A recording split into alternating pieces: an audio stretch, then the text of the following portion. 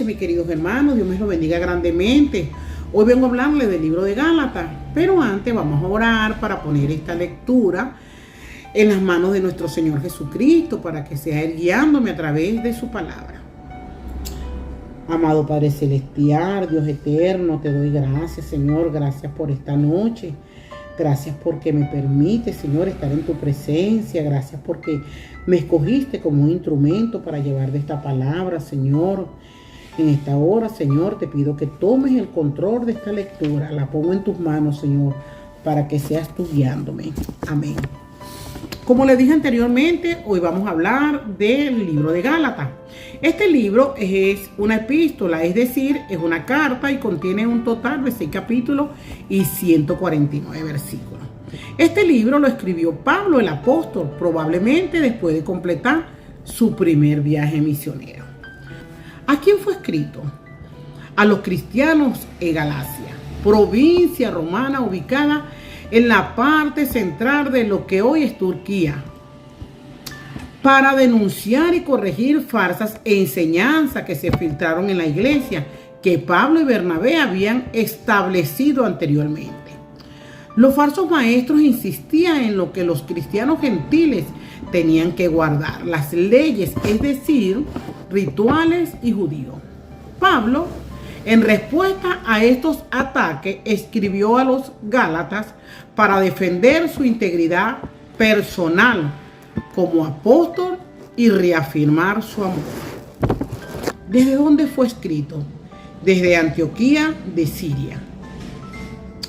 El apóstol Pablo visitó Galacia en su primer viaje misionero, estableciendo allí una iglesia. Algunos años más tarde, se enteró que los judíos religiosos se habían infiltrado en la iglesia de Galacia. Los creyentes eran engañados, alejándose del verdadero cristianismo, aceptando ritos y ceremonias judías. Pablo se dio cuenta de que existía una crisis grave en la iglesia. Pablo reafirma de nuevo la doctrina de la justificación por la fe. Luego el mismo Pablo, siendo acusado de falso y que su doctrina era solo cosa de hombre, escribe justo en el preciso momento ocasional. La idea principal de Pablo es que la iglesia salga del legalismo judaico, que no vuelva a esclavizarse y que ande en el espíritu. Es un llamado a la libertad en Cristo. El formato normal de una carta del primer siglo sigue un patrón un poco diferente a lo que estamos acostumbrados hoy en día. El flujo literario comenzaba a establecerse al remitente y al destinario como el encabezado de un Gmail.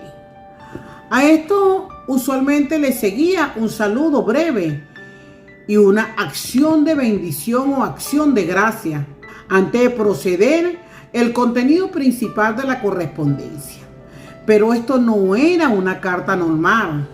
Después del saludo, Pablo omite la oración de bendición. En lugar de esto, exhorta a sus lectores. 2 veces lo podemos leer en Gálatas, capítulo 1, versículo del 6 al 10. Ahora sí tenía su atención. A Pablo no le importaron las conversaciones literales.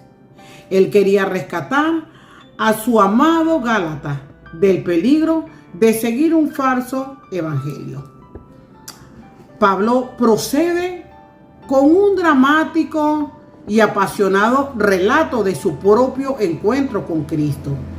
De manera vehemente comparte los momentos importantes de su ministerio y establece sus credenciales como un apóstol, su propia experiencia de cómo Jesús cambió su vida, equipándolo para ser un defensor del verdadero evangelio de salvación por la gracia a través de la fe. Luego recurre a varios personajes del Antiguo Testamento para ilustrar que el evangelio que él proclama está de acuerdo con los propósitos de Dios desde los días de Abraham. Si esto es verdad, entonces no hay cabida para la esclavitud a los antiguos sistemas religiosos legalistas. Los temas que trata Pablo en esta carta: la salvación solo por fe. La definición de Pablo de la verdad del Evangelio afirma la gracia universal de Dios para todas las personas. En Cristo ya no hay judío ni griego, esclavo no libre, hombre no mujer, sino que todos ustedes son uno solo en Cristo Jesús. Lo podemos leer en Gálatas capítulo 3, versículo 28. La justificación con fe, la justificación por la fe, una doctrina central para esta carta, crea una comunidad llena de armonía. El legalismo frente a la libertad. Los creyentes no necesitan estar bajo la ley para llevar vida con principios éticos. El Espíritu a quien reciben los creyentes cuando creen le dan el poder para vivir de modo que Dios desea. La ley no puede producir el fruto del Espíritu, ni puede evitar que las personas pequen. Su función es identificar el pecado, pronunciar el juicio de Dios, y es por medio de la unión del creyente con Cristo que él o ella son verdaderamente libres. Una vida en el poder del Espíritu. Los creyentes no deben confiar en su propio poder para vivir la vida cristiana. El cristiano dirigido por el Espíritu no vive para sí mismo o para su yo, sino que permite que los frutos del Espíritu irradien en medio de su actividad diaria. Gálatas capítulo 5, versículos 22-23.